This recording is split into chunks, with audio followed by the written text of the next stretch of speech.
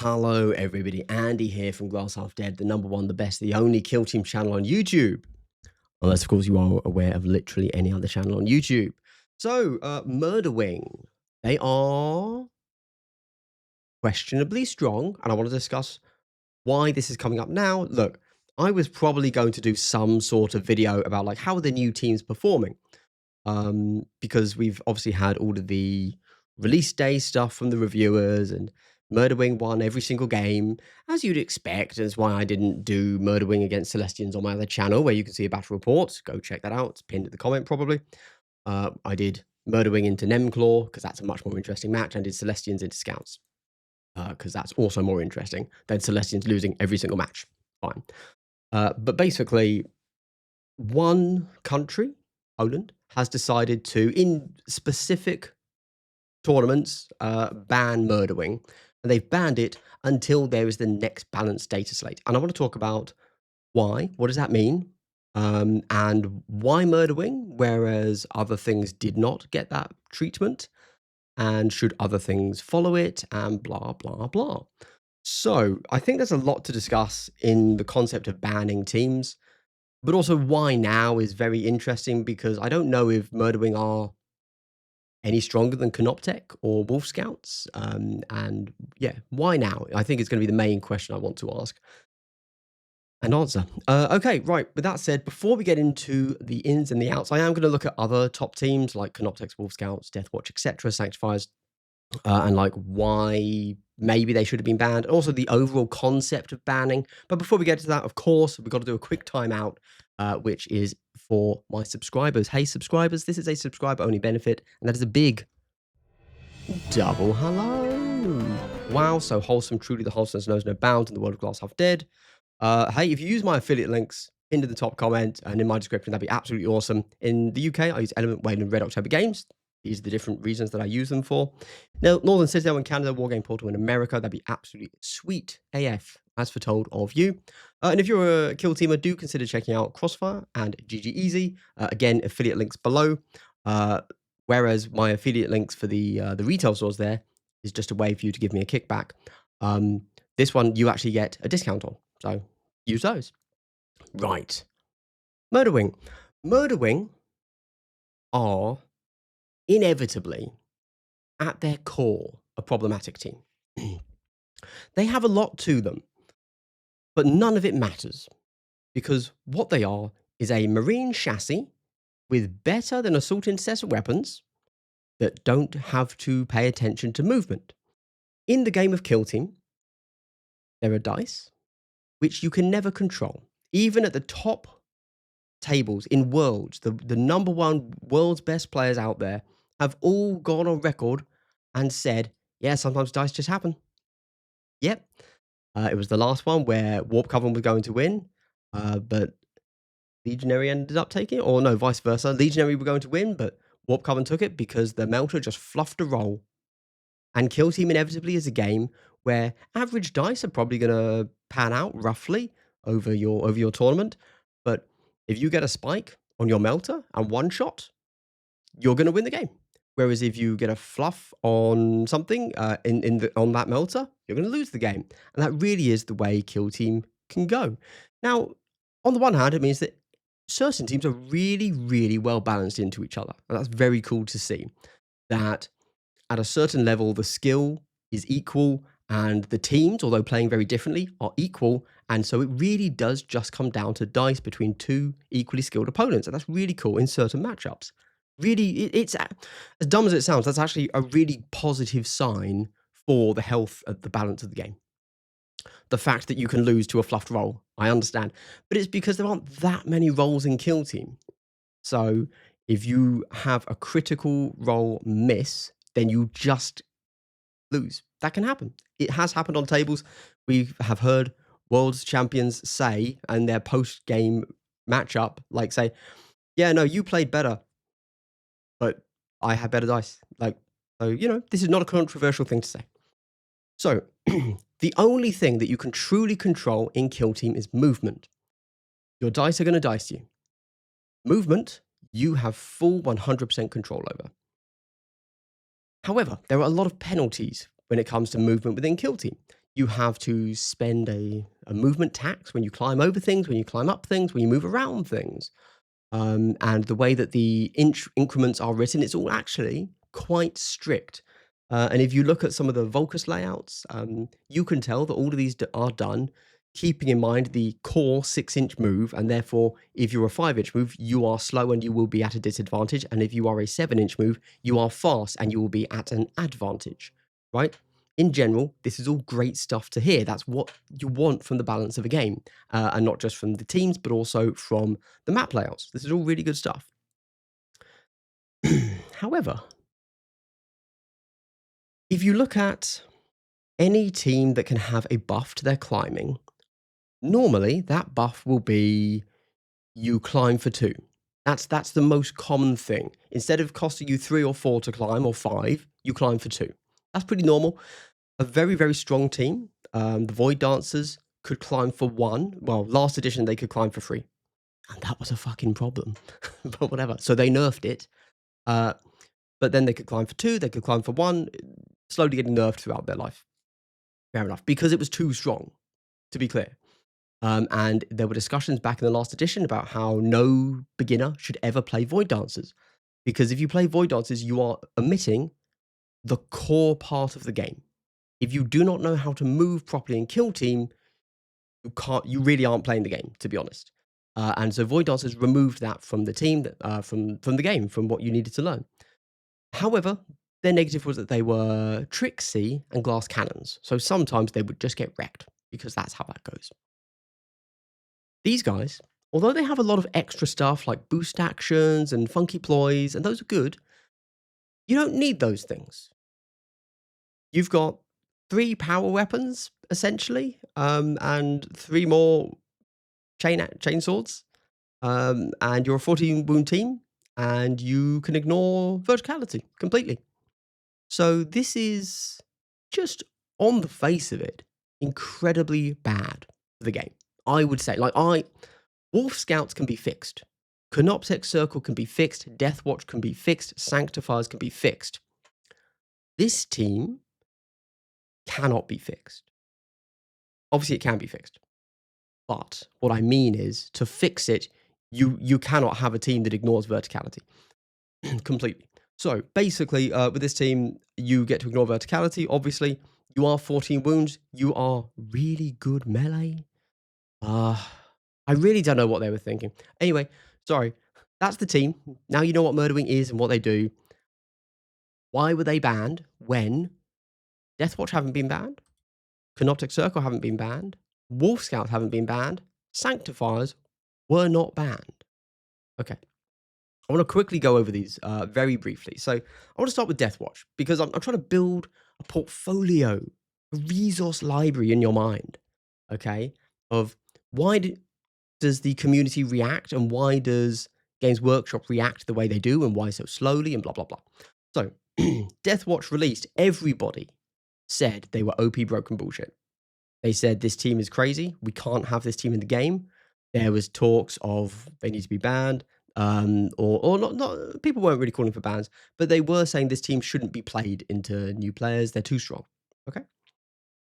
I never felt that way, but there have certainly been, from what my patrons tell me, there have been people clamoring for this team to get like hard nerfed into the ground, which I personally never saw, but that's fine.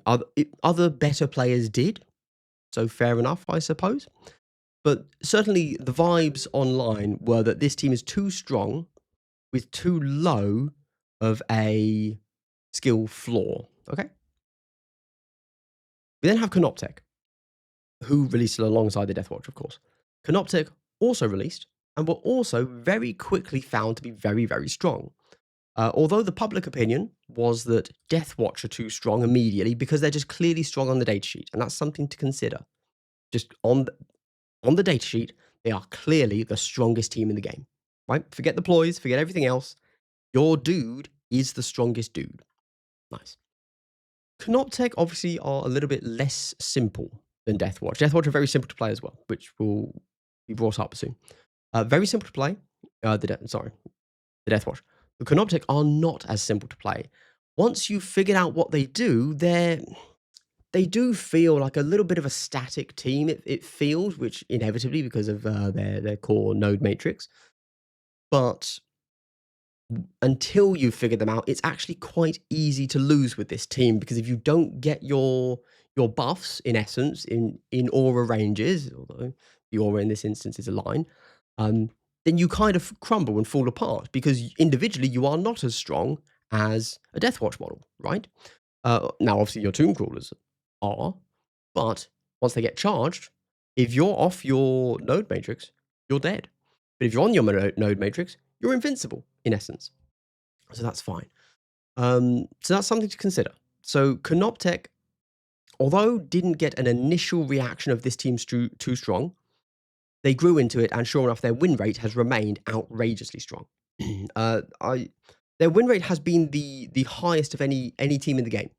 So this edition, ignoring Sanctifiers. Sanctifiers got nerfed hard. So Sanctifiers were a higher win rate when they initially released, but they relatively quickly took an FAQ, which nerfed that super high win rate, and then they eventually got a proper nerf. Canoptech have survived a minor nerf, and now they've had a proper nerf, so we don't really know where they're going, but they needed that nerf. But fine. But so a more complex team. But still, nobody called for bans on Deathwatch. Shockingly, for me, nobody called on bans for Canoptech. If any team needed to be banned, it was Canoptech, to be clear. However, we then talk about Wolf Scouts. Now, Wolf Scouts are an interesting team because, similar to Deathwatch, they're very strong on the datasheet, but they are 13 wounds instead of 15. Right, they've gone the other way to the intercessor, to the normal intercessor, the normal Primaris. But something that they do is they have a few gotchas. And those gotchas, sorry, what I mean here very quickly by a gotcha is it is, instead of buffing you, it is nerfing your opponent. I mean gotcha in that sense of the word this time. So your opponent knows their matchup and knows when they can fight and when they can't fight and when they need to parry out and when they don't, into every team in the game, because they know that they are 4 dice hitting on 3s. Cool, easy. This team changes the core maths of every team, and that means that this team is stronger or not stronger into different other teams, right? So every team going into Wolf Scouts has to basically know the specific Wolf Scout matchup, because they are going to specifically nerf your team as soon as you're on the table, in essence, which is quite a pickle. Yeah, there you go. That's all I can say. It's quite a pickle. There you go. However, Wolf Scouts, everybody has agreed they are very, very strong. Now, the interesting thing here, of course, is that Deathwatch were also very strong, and people said they were too strong. Wolf Scouts, everybody sees them and says they're too strong. Deathwatch win rates have never been particularly high. They've been good, they've been solid, but they've now fallen. People aren't winning tournaments with Deathwatch. They're doing well. They may well be edging out a lot of the lower teams. Wolf Scouts are dominating the entire scene. And I suspect what's really happening here is that Deathwatch actually are not OP broken bullshit. And they are the most popular team, which means their win rate in general is being dragged down by the newer players that want to play the cool, best Deathwatch team. Because Deathwatch is super cool. That's awesome. I totally agree. Wolf Scouts are not as cool as Deathwatch, clearly. They're also more complicated, but not hugely. However, nobody has called for a ban of Wolf Scouts. Wolf Scouts have a higher win rate than Canoptech, briefly.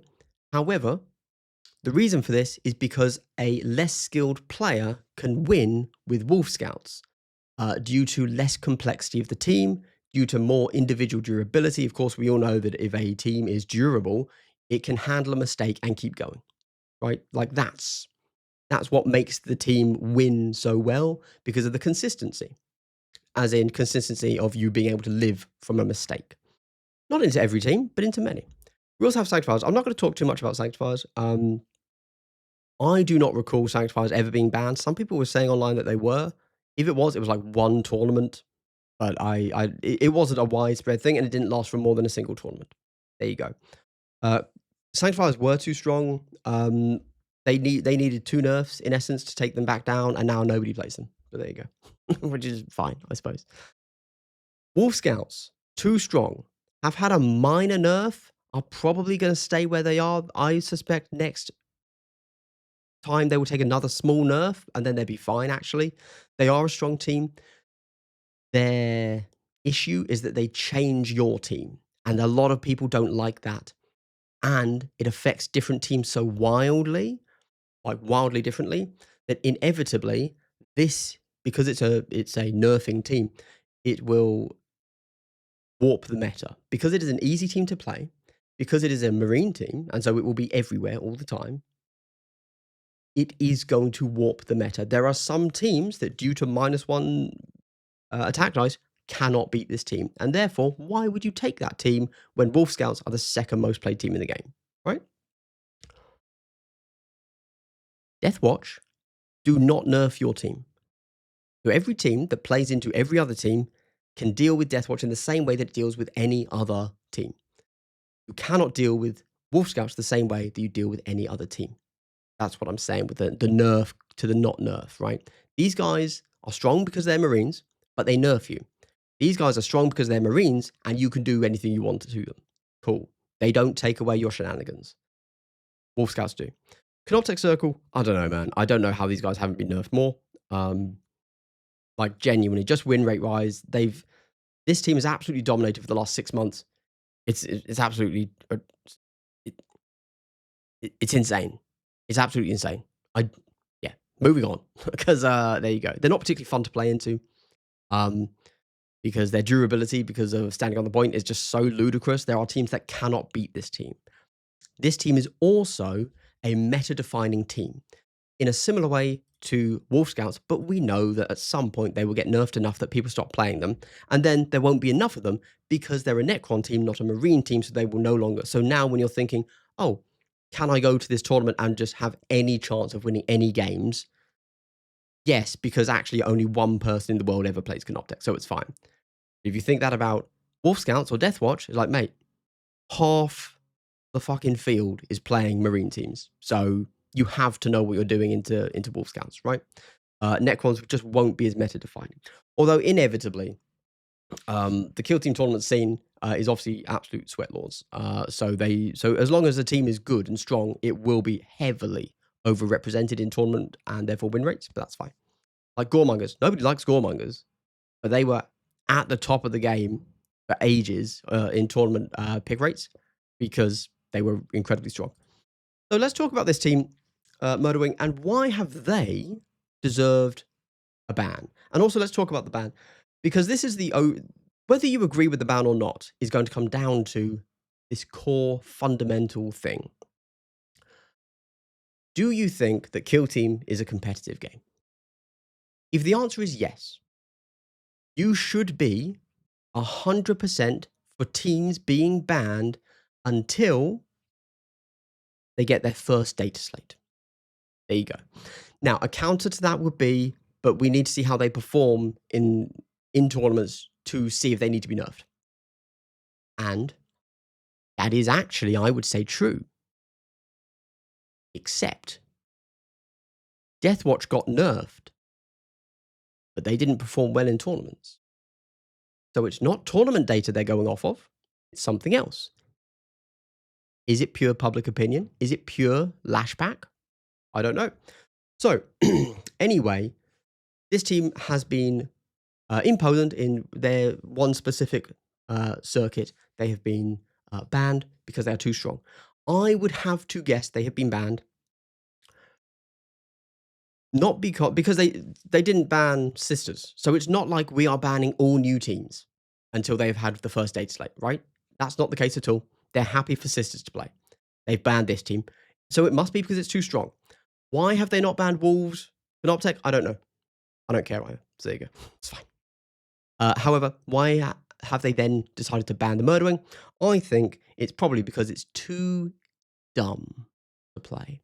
I think that Murderwing does not help state of the game.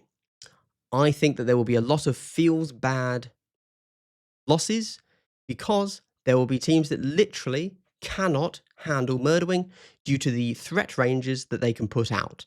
Your team will literally be unable to beat this team.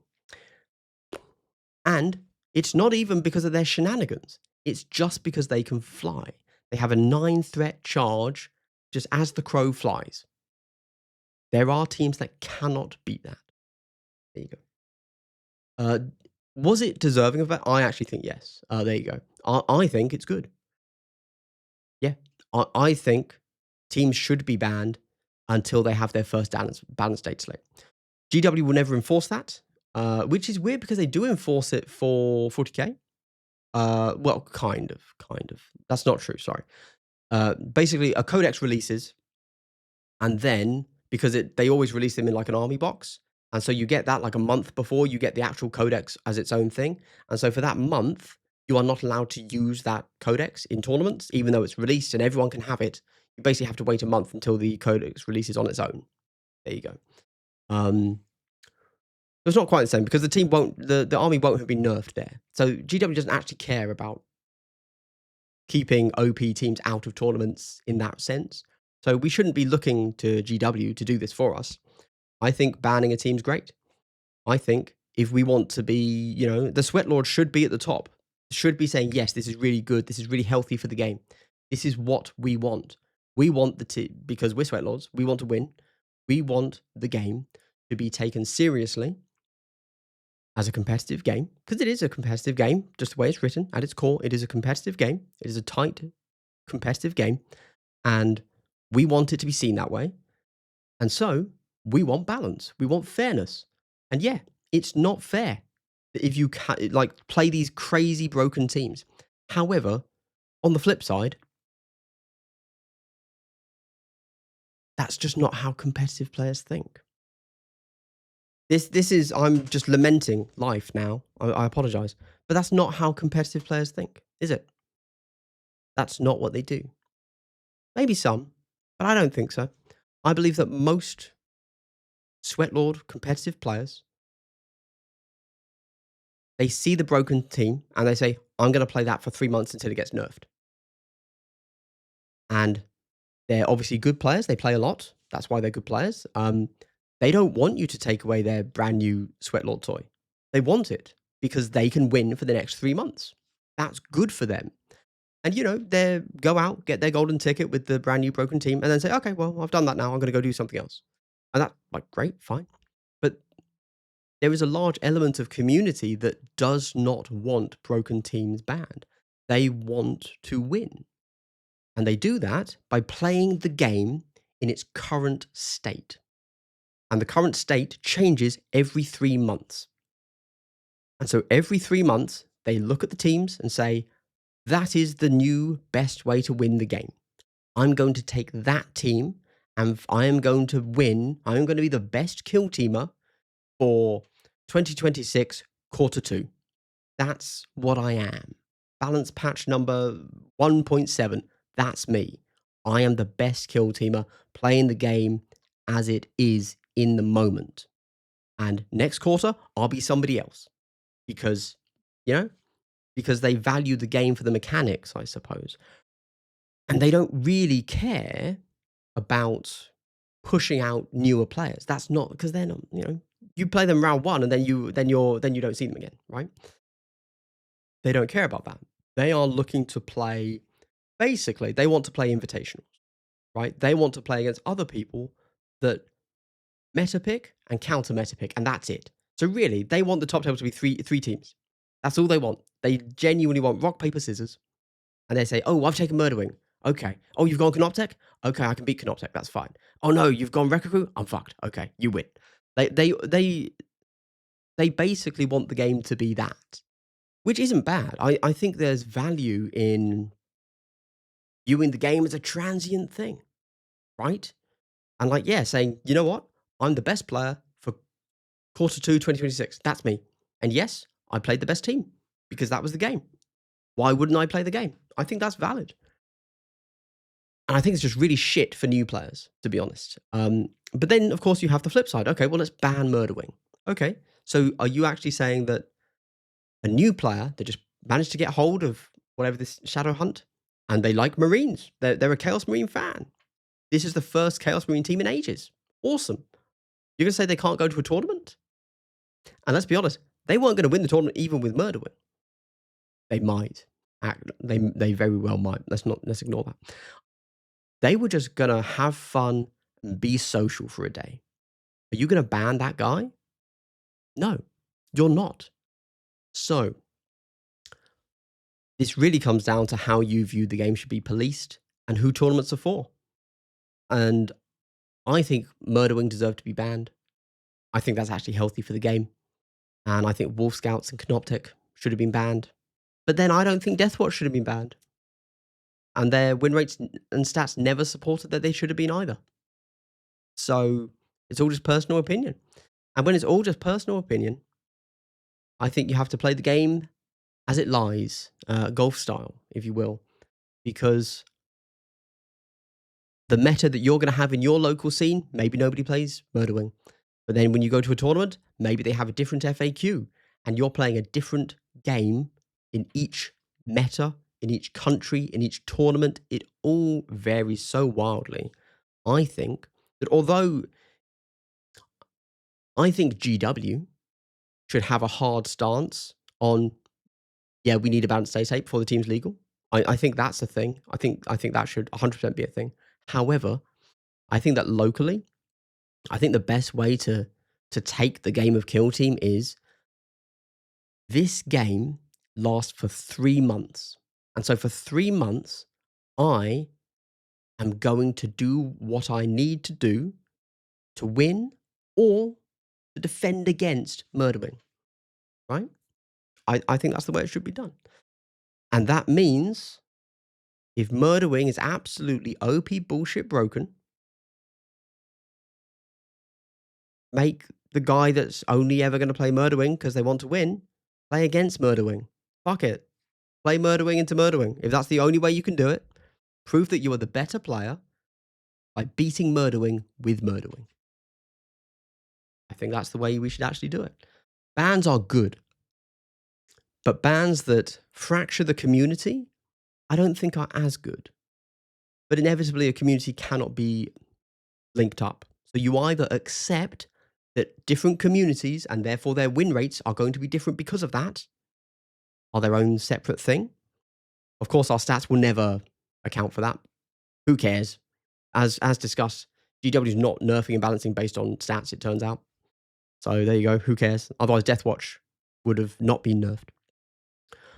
So yeah, accept that the game is fractured and accept that it lasts for 3 months and just do what you need to do and have fun for 3 months. And then in 3 months' time, once that wanker stops playing fucking Murderwing, sweet, I'm going to play something else as well because they got nerfed and you don't want to play them anymore. So I can now play the teams that I want to play. Awesome. And that's what I'm going to do. All right. Hey, you've made it to the end of the video. I'd like to give you a big triple hello. Hey, do consider checking out my affiliate links if you made it to the end of the video, because that'd be very wholesome of you. Thank you. Likewise, for Crossfire and GG Easy, I use both of their products. It's very cool. Have a good one, everybody. Bye.